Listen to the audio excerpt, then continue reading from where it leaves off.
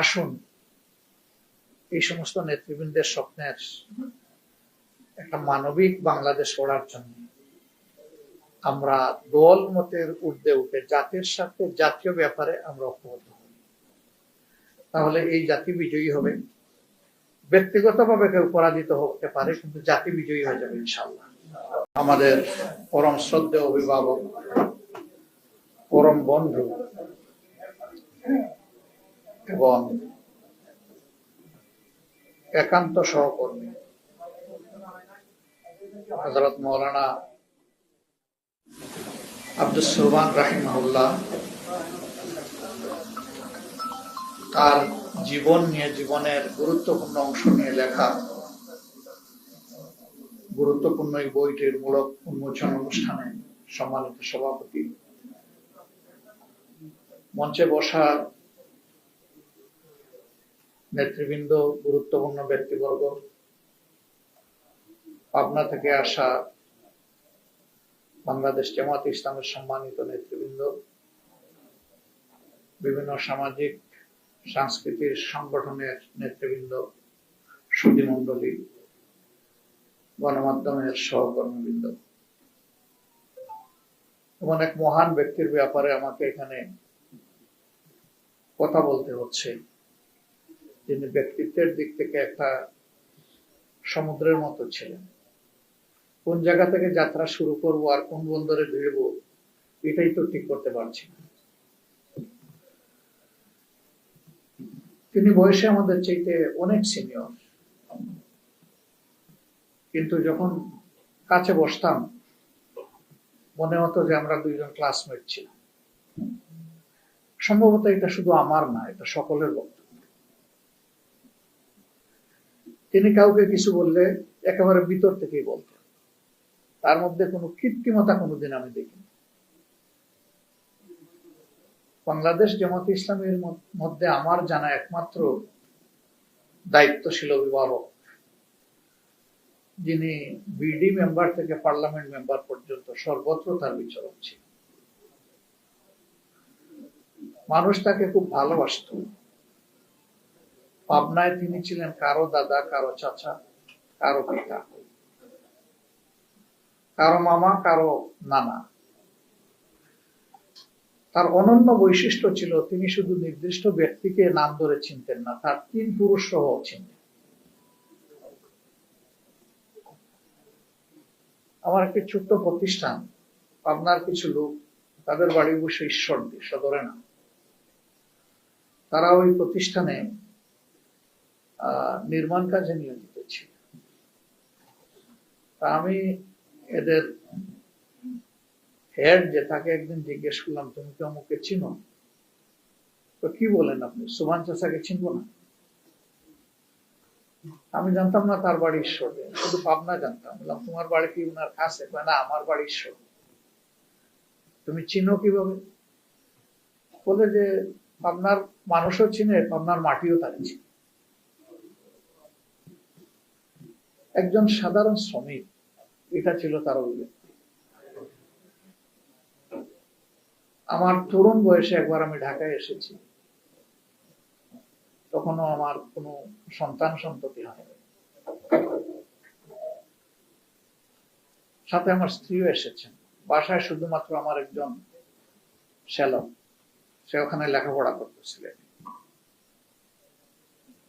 তো তিনি সফরে যাবেন, তার বিশ্রামের ঠিকানা করা হয়েছে আমার বাসায়। আমি বললাম যে আমি তো থাকবো না, মেহমানকে কদর করবে কে, সম্মান করবে কে? সংগঠন বললো অসুবিধা হবে না, এটা আমরা দেখব। আলহামদুলিল্লাহ তিনি গেলেন বাসায়। তিনি রাতের খাবার খাচ্ছেন। তো ছোট ছোট বাটিতে, আমরা ছোট পরিবার তো, আমার ছেলেকে নিয়ে ওনাকে পরিবেশন করছে। উনি ওর মাথায় হাত দিয়ে নাম ধরে বললেন, আমি নামটা এখানে বলছি না, নাম ধরে বললেন যে ছোট বাটি কেন, বড় হাড়ি নাই? হাড়িকে এখানে টেবিলে সব নিয়ে আসো।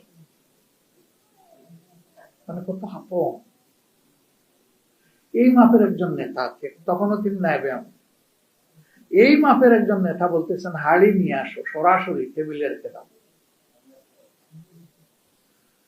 যাওয়ার পরে সে তার অভিব্যক্তি বলল যে আমি তো এত সিনিয়র লোক, এত বড় দায়িত্বশীল নেতা, আমি খুব জড়সড় ছিলাম, কিন্তু 1 মিনিটের মধ্যে তিনি আমাকে আপন করেন এবং মনে হলো না যে আমি তার নাতির সমতুল্য কেউ, মনে হলো যে আমি তার ঘনিষ্ঠ ক্লাসমেট বন্ধু।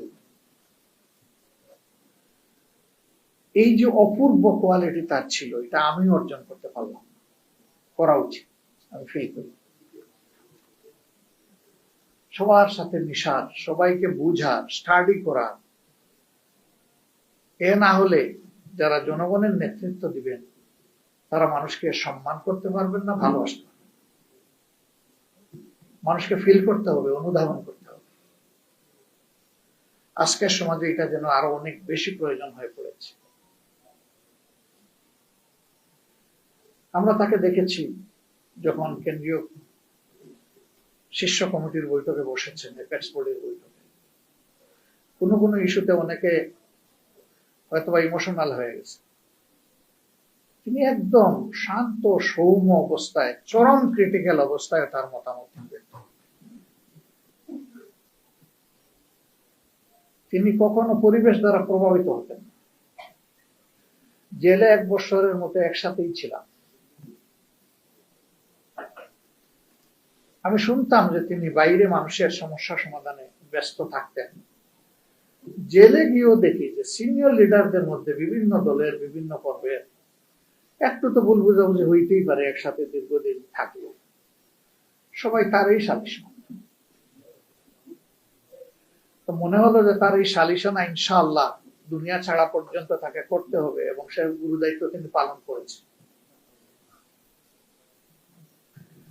আরেকজন লোক একই ফেব্রিকেটেড মামলায়, তাকেও জেলে রাখা হয়েছিল, তখনও বিচার শেষ হয়নি। তিনিও বয়স্ক, তবে উনার মতো এত না। উনি যুবকের মতো মৌলানার খেদমত করতে চাইতেন, আর মৌলানা এসে এসে বলতেন আমিও যুবক, আমার খেদমত আমাকে করতে দাও। সে বলতো যে মুরব্বীদের খেদমত করা এটা তো মা বাবা আমাদেরকে শিখিয়েছেন, আপনি কেন বঞ্চিত করবেন? তখন তিনি ভাগ করে দিতেন যে এটা তুমি করবা আর এটা আমি করবো, ঠিক আছে তোমার ওইটাতে বঞ্চিত করবো। যখন উভয়েরই পার্সিক্যাল ট্রায়ালে মিসক্যারিয়েজ অফ জাস্টিস হয়ে গেল, তখন ওই লোকটি বলল যে মৌলানার সাথে আমাকে থাকতে দিন। জেল কর্তৃপক্ষ বলল যে উনার মর্যাদাবোধের কারণে উনাকে আমরা একা রাখতে চাচ্ছি। তখন এই লোকটি বললো যে ঠিক আছে, তাইলে উনার মতামত নিয়ে আমাকে দেন, উনি যদি না চান আমি যাব না, উনি চাইলে আমাকে তার সাথেই থাকতে দেন। জেল কর্তৃপক্ষ যখন মৌলানার মতামত চেয়েছে, তখন তিনি বলেছেন হ্যাঁ, সে আমার ছোট ভাইয়ের মতো, আমার সাথে থাকলে আমি খুশি হব। ওনার সাথে বিয়ে দিয়েছে। আমি এর মাঝে মুক্তি পেয়েছি। আবার তৎকালীন যিনি একক হর্তাকর্তা ছিলেন, যার অঙ্গুলি হেলনে সবকিছু এই দেশে হবে বলে অনেকে মনে করত, তার বদান্যতায় আবার গেলাম 5 বছর পরে, গিয়ে ওনাকে পেলাম। তখন ওনারা কন্ডেম সেলে একটা সুনির্দিষ্ট সময়ের জন্য তাদেরকে পায়চারি করার সুযোগ দেওয়া হতো বাইরে। আগে থেকেই একটু যোগাযোগ করে উনি গেইটে আসলেন, কথা বললাম, সেই তার ছোট ভাইকে সাথে নিয়ে আসলেন। দুইজনের মধ্যে কোনো ভাবলেস চিন্তা কিছুই আমি দেখলাম না, বিশেষ করে উনার মধ্যে প্রশান্ত চিত্ত, কালবে সালিম। তার যে একটা ফাঁসির রায় হয়ে আছে, তিনি যে কন্ডেম সেলে আছেন, এই ব্যাপারে তার কোনো পরোয়া নেই। জেলে প্রত্যেকটি মানুষ তাকে সম্মান করতো, ভালোবাসত, আর শুধু আফসোস করতো যে এমন মানুষকেও জেলে থাকতে হচ্ছে জীবনের এই পর্বে। এখানে শিমুল বিশ্বাস বলছিলেন, যারা তাকে অপদস্থ করতে চেয়েছিলেন, আল্লাহ কোটি মানুষের অন্তরে তাকে সম্মানিত হিসাবে স্থাপন করে দিয়েছেন। তারাই বরঞ্চ আজকে তাদের নিজের কর্মের পরিণতি ভোগ করছেন। মৌলানা আব্দুস সোবহান দেশ মাটি মানুষকে ভালোবাসতেন। চাইলে তিনি বিদেশের যে কোনো জায়গায় আশ্রয় নিতে পারতেন, না তিনি এগুলো চিন্তা করেন। আল্লাহ এখানেই পয়দা করেছেন, এই দেশের হক আমার উপরে আছে, আর আমারও হক এই দেশের উপরে আছে, সুতরাং আমার প্রিয় দেশ আমার ঠিকানা। এই সম্মানটুকু তিনি করেছেন, ওই চিন্তা উনি করেন। আমি সবসময় বলি, দেশ এবং মানুষকে যারা ভালোবাসে তারা কখনো দেশ মানুষকে ছেড়ে পালিয়ে যেতে পারে না, তা তারা করেননি। বরঞ্চ মীর কাসিম আলী তাদের আরেক সহকর্মী, আমাদের প্রিয় সম্মানিত নেতা, কিন্তু আমেরিকায় ছিলেন। এই অবস্থা সৃষ্টি হওয়ার পরে তার কিছু পার্সোনাল ফ্রেন্ড তাকে রিকোয়েস্ট করেছিল, don't come back to Bangladesh.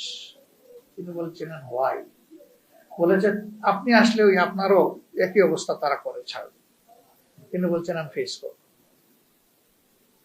কারণ আমি জানি অভিযোগ মিথ্যা। আমার মৌত একবারই হবে, যেমন আমার জন্ম একবার হয়েছে।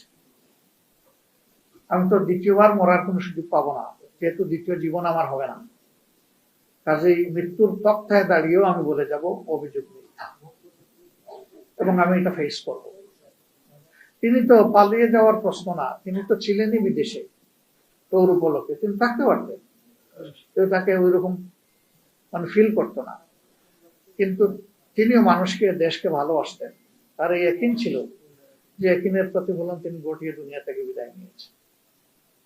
এই সহকর্মীদেরকে আমরা ফেরত পাবো না, এটা ঠিক, কিন্তু তাদের স্মৃতি আমাদেরকে অনবরত স্মৃতি এবং শিক্ষা সঙ্গ দিয়ে যাবে ইনশাআল্লাহ। মৌলানা আব্দুস সোবহানরা কখনো হারিয়ে যান না, তারা বিবেকের আয়নায় জ্বলজ্বল করতে থাকে, এবং এটি তাদের কর্মের কারণে। আল্লাহ আমাকে, আমার সহকর্মীদেরকে, রাজনীতির ময়দানে যারাই গেছেন তাদেরকে আলোকিত এই জীবনগুলা থেকে শিক্ষা নেওয়ার তৌফিক দান। আজকের সমাজে তার বড়ই প্রয়োজন।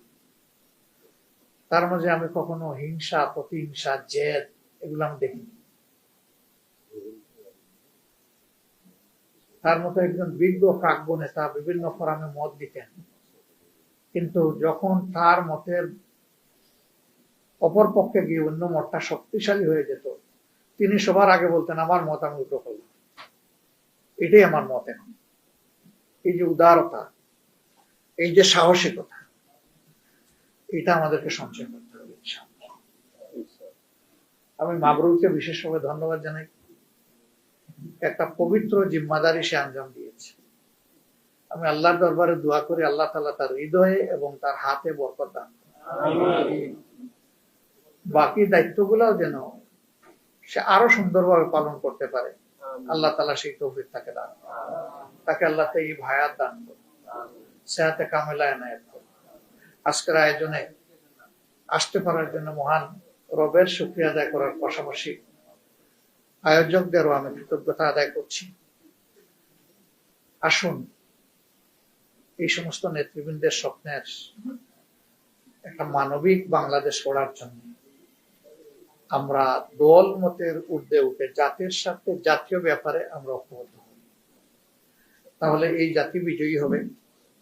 ব্যক্তিগতভাবে কেউ পরাজিত হতে পারে, কিন্তু জাতি বিজয়ী হয়ে যাবে ইনশাআল্লাহ। সেই জাতির বিজয় ঠঙ্কা বেজে উঠুক, আল্লাহর দরবারে সেই তৌফিক কামনা করে সবাইকে কৃতজ্ঞতা, ধন্যবাদ, অভিনন্দন জানিয়ে আমার বক্তব্য এখানেই শেষ করছি। আসসালামু আলাইকুম ওয়া রাহমাতুল্লাহ।